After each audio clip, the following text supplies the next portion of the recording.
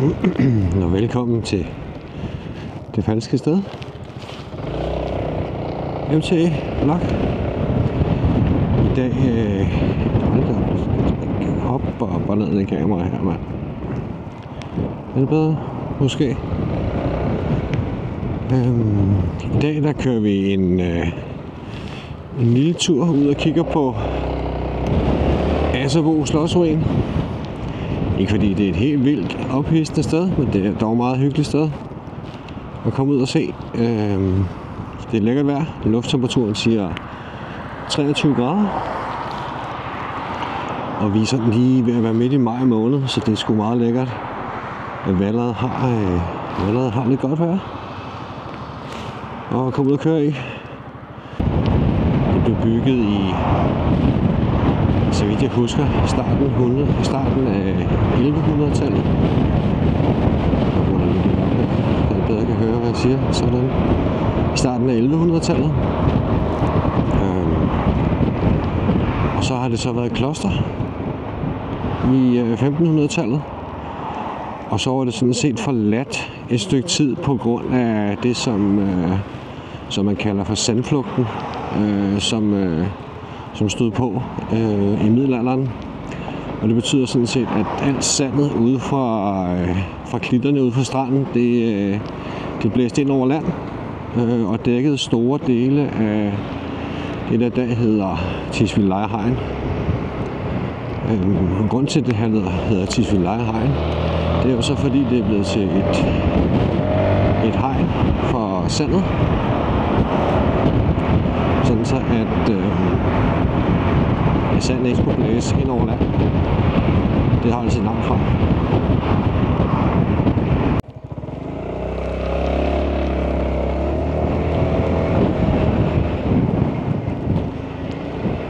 Og jeg har lige prøvet at give kørslen i en lidt anden vinkel her. Det ser godt nok ud, som om kameraet det bare ryster helt vildt. Hvis jeg ikke holder lidt på det. Jeg håber, I kan se andet end min instrumentering, men jeg har ikke prøvet den her vinkel før. Så I må lige fortælle, om det er godt, eller om det er noget lort. Jamen, så er vi sgu ankommet. Eller, jeg er ankommet. Der kan I se, der er sådan en poster. Hvad der egentlig er foregået herude. Lidt om området, hvor stort det er, og hvad der er herude. Prøver vi at gå ind og kigge på ruinen og se, hvordan det ser ud. Det ser måske ud som om, at der er noget restaurering klar, eller ikke klar, men i gang.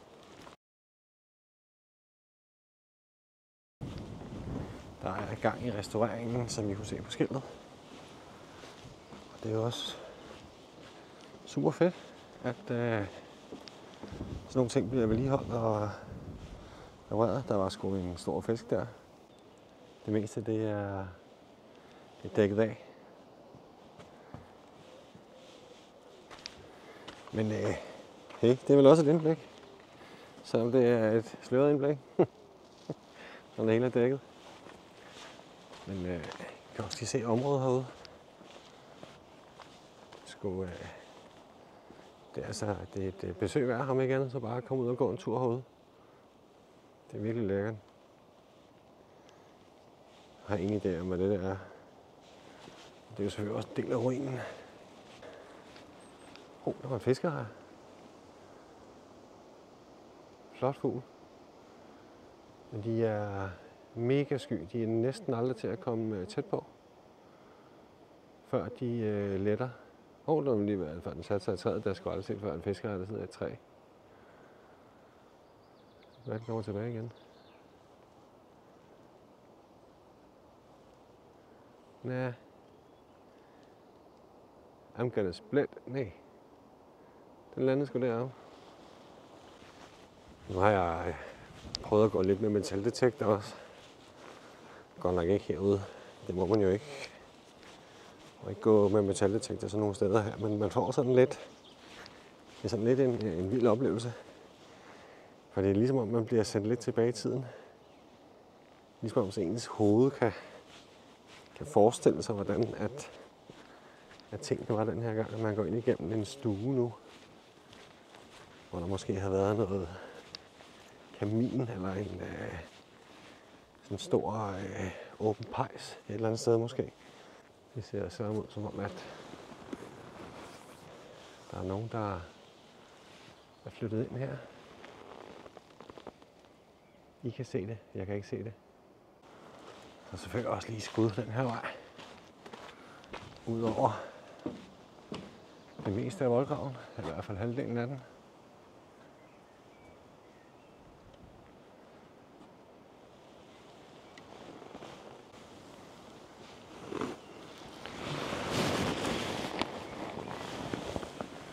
Og jeg har selvfølgelig ingen idé om, om vi stadig kan.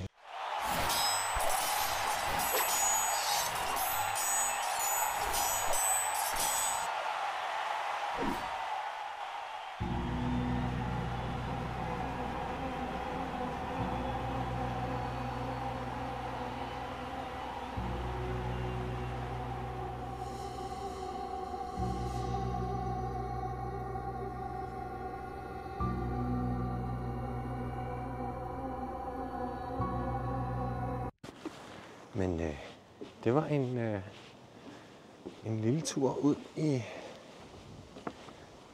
hvis jeg nu kan huske, hvad fanden det hed. Det hedder Asserbo Slotsruin. Slotsruinen. Asserbo Slotsruin. Og jeg vil sige tak for den gang. Og jeg håber, at I følger mig på YouTube for at se de næste upcoming videoer, der kommer op. Og I skal selvfølgelig være velkommen til at smide nogle gode idéer på en mail, eller skrive det i kommentarfeltet. Vi ses derude. Hej.